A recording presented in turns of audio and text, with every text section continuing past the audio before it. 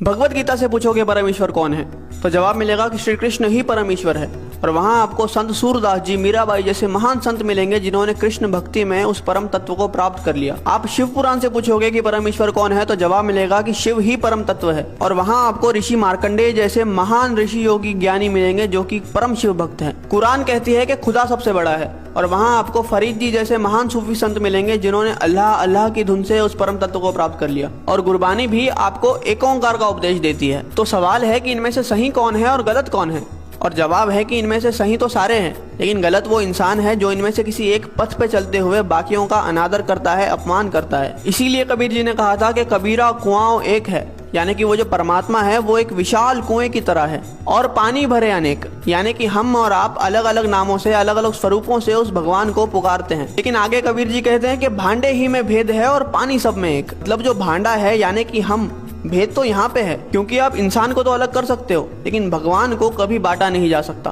अब प्याला चाहे सोने का हो या पीतल का, उसके अंदर जो पानी है वो तो अंत में प्यास ही बुझाएगा।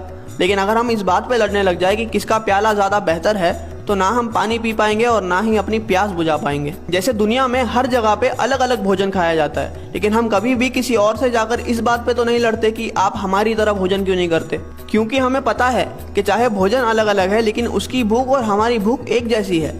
हो सकता है कि वो ब्रेड खाकर अपनी भूख मिटा रहा है और हम रोटी खाकर, लेकिन उसका असर जो हमारी बॉडी पे होगा वो एक जैसा ही होगा। इसलिए हमारी पेट की भूख तो मिट जाती है लेकिन हमारी परमार्थ की भूख कभी मिट ही नहीं पाती। हम लड़ने में इतने बिजी है कि हमें खाने की, यानी कि उस भक्ति को अनुभव करने की फुर्सत ही नहीं है। कबीरा कुआं एक है और पानी भरे अनेक, भांडे ही में भेद है, पानी सब में एक।